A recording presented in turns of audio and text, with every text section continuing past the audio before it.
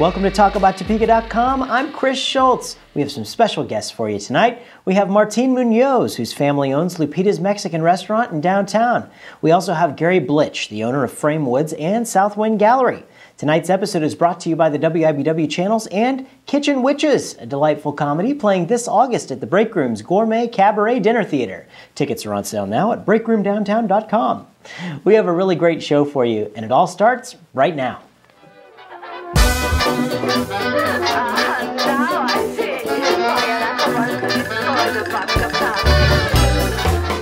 For those of you who only see us on TV, we'd like to remind you to check out our website at TalkAboutTopeka.com. We have full episodes, uncut interviews, and exclusive breaking news. Here's a taste of what you get when you visit our website and like our Facebook page. Check it out. I'm Chris Schultz from the TalkAboutTopeka.com news desk here with some breaking news. The bells that have hung atop the First Presbyterian Church in downtown Topeka for the last 45 years have been removed for renovations and will not be reinstalled at the church. The fate of the bells is yet undecided, although the article on the Capital Journal's website revealed one shocking detail that stuck with us. The First Presbyterian Church is located immediately across the street from the Capitol building.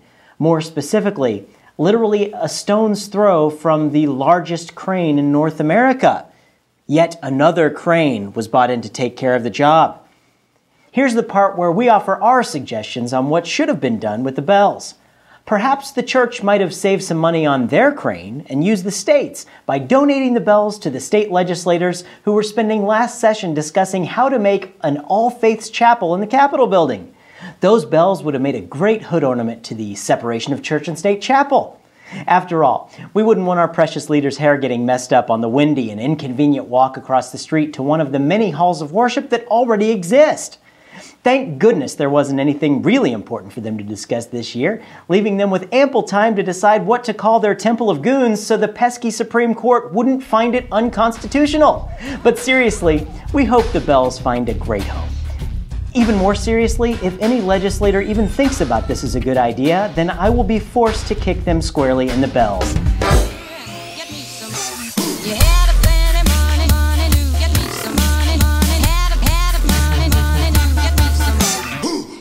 Well, I am sitting with a gentleman whose family has owned a restaurant in downtown Topeka for the last 18 years. I'm sitting with Martin Munoz. Martin, how you doing? All right, how are you, Chris? You guys own Lupita's Mexican Restaurant. Yes, we do, sir. All right, well, 18 years is a pretty long time to be in business, especially when you see the odds of how are really against you when you're in the restaurant business. How did you guys last?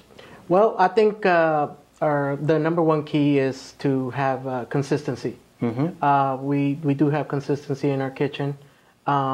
We've had the same people cooking back there for 18 years, and I think that's one of our keys to success. Mm-hmm. Always having the same product and serving it the same way every single time. Yeah, absolutely, and it's really amazing product, guys. You need to get out and check the product out down there. Thank you. Thank you. Yes, thank Everybody you. says, are you guys competition? I mean, you guys are right down the street from each other. I said, absolutely not. I mean, There's nothing competition about it. We're glad to be neighbors with you guys. Definitely. Absolutely. Everybody's neighbors down here. It makes this big, friendly neighborhood in downtown Topeka. So what got your family into the Mexican restaurant business? It started out with my mother having a dream about 20 years ago. Mm-hmm. She would make food for my father to take to work, and everybody would always compliment my father on my mom's cooking. Mm-hmm. So she brought it up. She wanted a restaurant. So about 19 years ago, we started looking for a place in Topeka to start a restaurant. We went all over town looking for places, and we always came back to downtown, and we found this little spot in 732 South Kansas Avenue, and it's been a great ride. A great, wonderful ride. I love the stories of family businesses where it really, truly is a family business. It's not just one of those things that, you know, one person in a family starts something. I mean, you guys are all there. I mean, you all have something to do with the place. That definitely. My brother Luis Fernando and myself are in charge of front of the house. My sister Mary Lou She does the cooking, and she's in charge of the kitchen. And all our spouses work there. We got a couple of nephews working there, a niece, and my mom comes in on Fridays to check up on us, see how everything's running. As moms should do. It's wonderful working with family.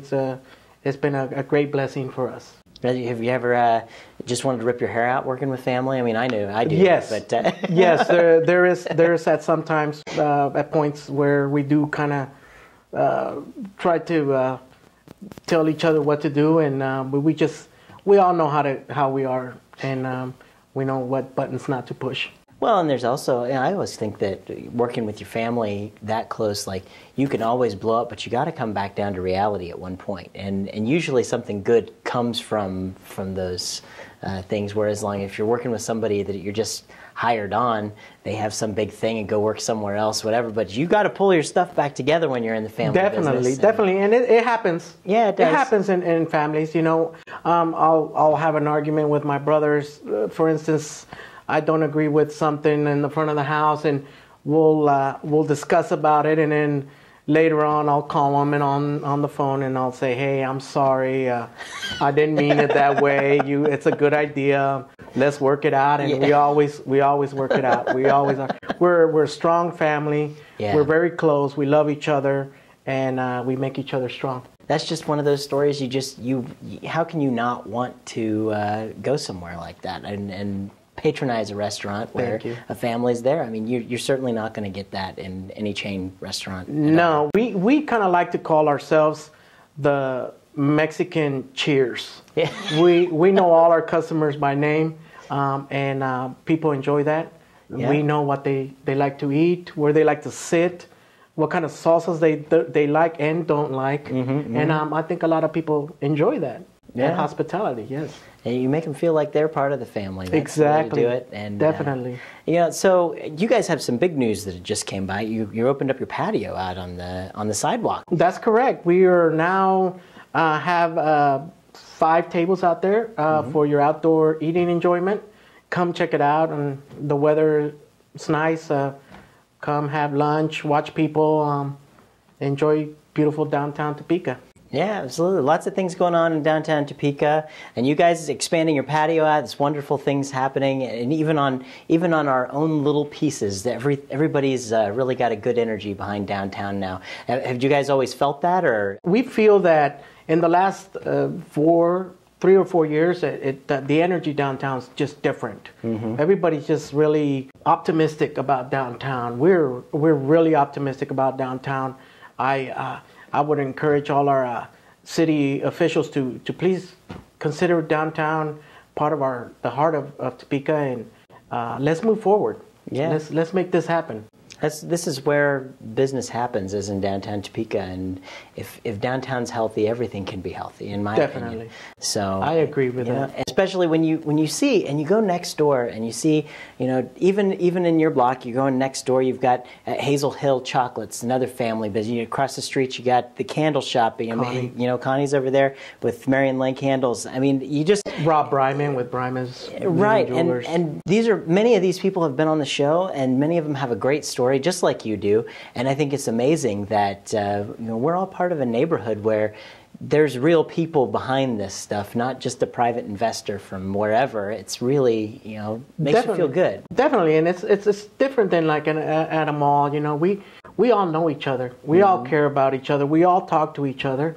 We all consider each other's friends, family. Yeah. And that's what's unique about downtown. And people need to come downtown, check it out. You won't be disappointed, I guarantee it. Absolutely not. And you certainly won't be disappointed at Lupita's. I have to say, as a restaurateur downtown myself, I do go to Lupita's and I really enjoy their food. So thank you. That's quite a testament, at least I'll say anyways. Yes, thank you. You guys do great work down there. We sure try. And we're rounding up the interview time, but I can't let you go until we do our notorious lightning round here. Yes, sir. Which is where I have a bunch of stupid questions. And I throw them off at you, and we'll see what comes out. Okay. Here we go. What's your favorite tourist attraction in Topeka? The world famous Topeka Zoo. Ah, good one, good one. Who's your favorite celebrity? Pat Patrick Swayze. A good one, all right. And along the same lines, in your opinion, what was the greatest movie ever made? Running Brave. All right, good. I haven't heard that one yet. Very good. What's your favorite hobby? Riding cars. All right. And paper or plastic? Plastic. All right. What's your favorite color? Green. All right. At a movie theater, which armrest is yours? The left one. All right. Very good. And what's your favorite thing to do on a Friday night in Topeka? Sit at home and play with my babies. Oh, that's a good one. Let's see. And what is your favorite television show to watch every Tuesday night at 9:30 on MyTV? The one and only. Talk About Topeka. Right here. Martin, thank you very much. Thank you, Chris. I can't wait to get down and have us. some tacos down the streets. Definitely. Come see us. Take care. We come back. Thank you.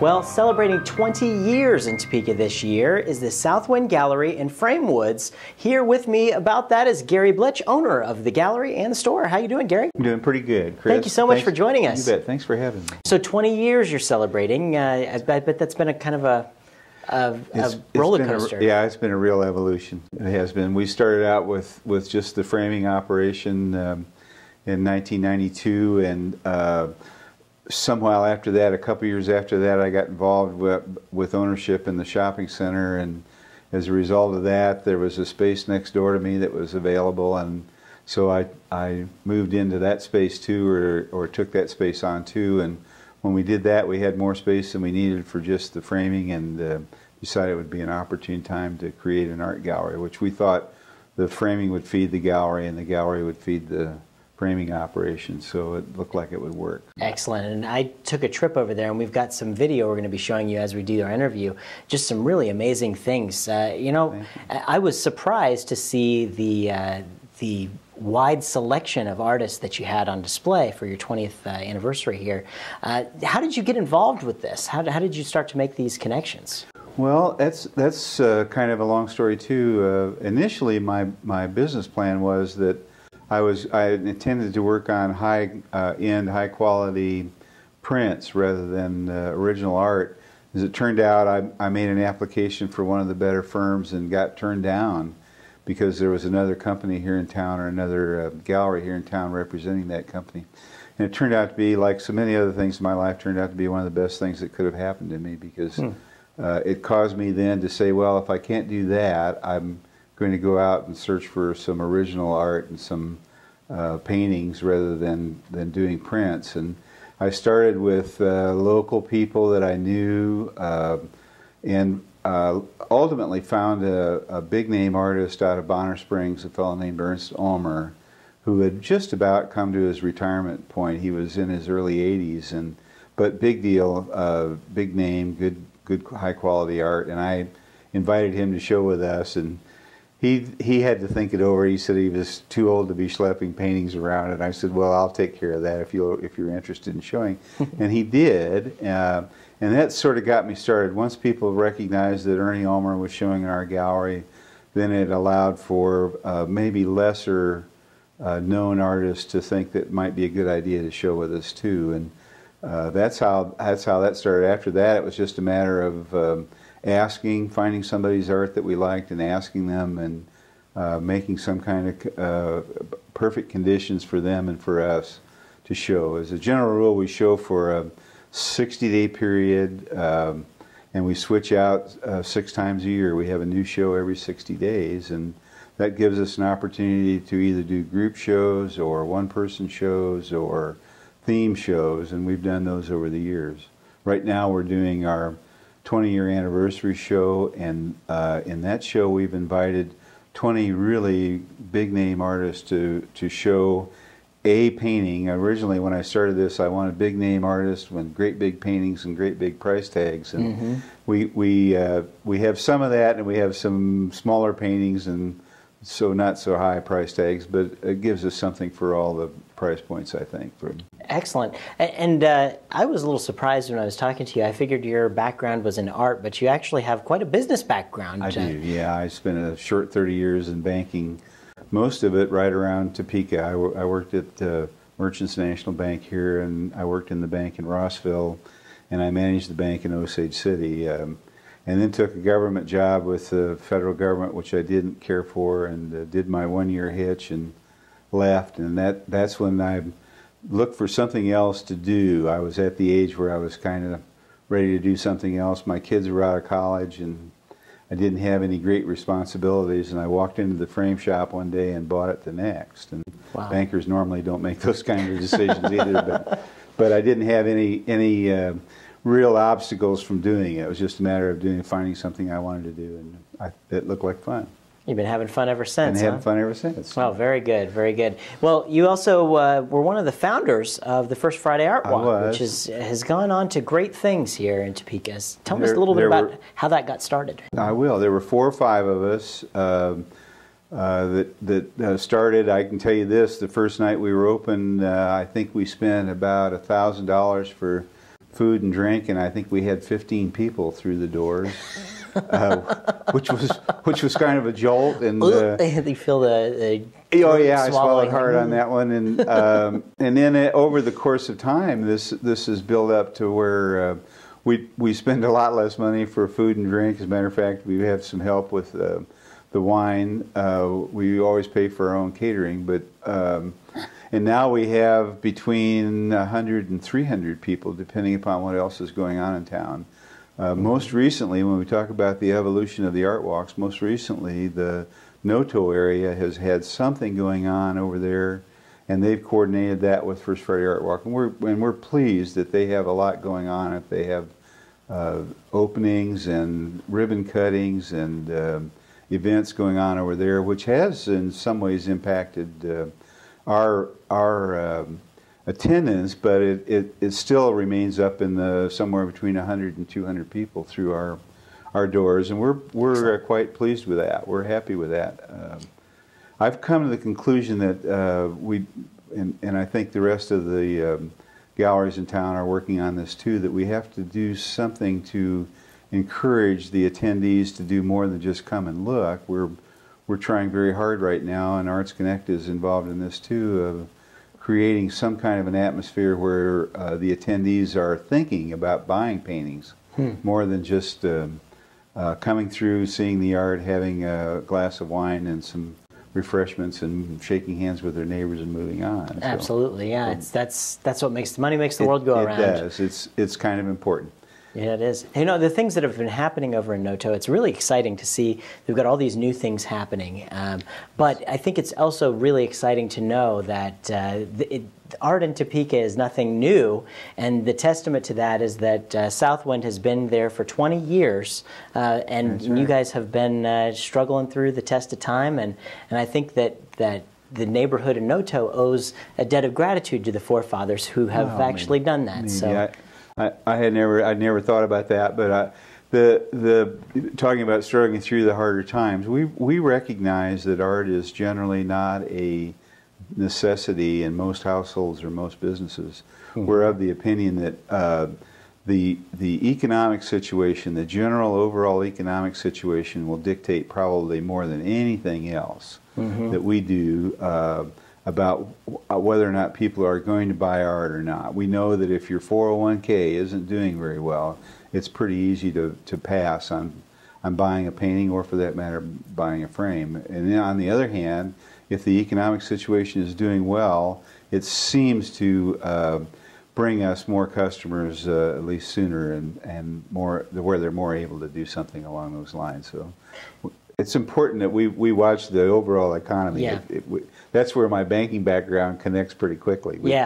We can see those things kind of taking shape. So. And you know, in times like what we've been having, you know, art is one thing that miraculously has always done well, because I think people really want that creativity they want to share that creativity, and they're looking for other alternative ways other than just spending a lot of money they don't have anymore.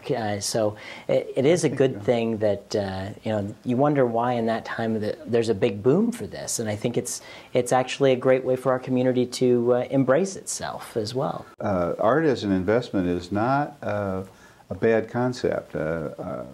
It may, in some cases, work better than your AT&T stock. And I mean, as far as holding value and maintaining its asset value, sometimes that works better than maybe some other alternative investments. We recognize that there's at least a place for that in the portfolio for the people who are active investors. Absolutely, absolutely. You heard it from the man who sells a lot of art and former banker. So trust what he has to say right here. Gary, thank you so much for joining us. I really do appreciate it. Thanks so very much. I've got.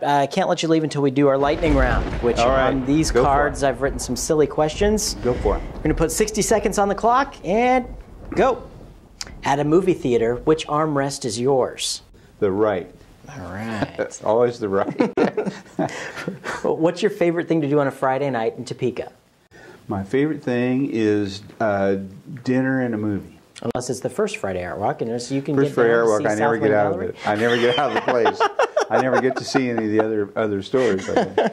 All right. What was your favorite TV show when you were a kid? Oh, okay. That's a good question. When I was a kid, huh? Mm-hmm. They didn't have TV when I was a kid. That's how old I am. Right now I'm hearing so much about Andy Griffith, and it's pretty dang hard to beat. That's true. That's true. He was kind of a winner. I don't know. That's right. All right. Let's see. What's your favorite tourist attraction in Topeka? Southwind Gallery is first, and after that, I think the State Capitol building would. Very good. And what's your favorite television show to watch every Tuesday night at 9:30 on MyTV? Talk about Topeka's. I wouldn't miss it. Well, Gary, thank you so much for coming out and sharing your story with us. Really appreciate you coming by. All right. Thanks a lot.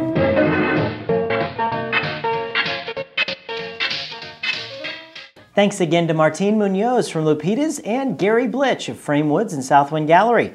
This episode was sponsored by the WIBW channels and Kitchen Witches, a delightful comedy playing this August at the Break Room's Gourmet Cabaret Dinner Theater. Tickets are on sale now at breakroomdowntown.com. Don't forget it. We're thrilled that so many people are talking about Topeka.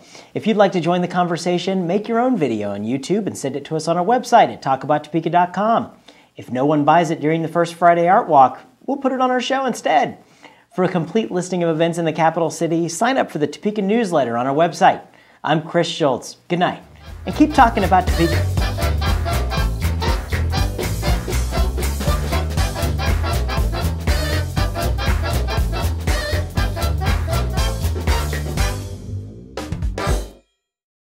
Well, celebrating 20 years in Topeka. If you didn't know that Southwoods and Framewoods, I'm sorry. Let's just start that over. Okay. How about that? We're close enough to the beginning. Why not? This week on TalkAboutTopeka.com, we'll talk with Doug Kensinger, the president and CEO of the Topeka Chamber of Commerce. We'll also have Joe Flowers Salahar. Hi.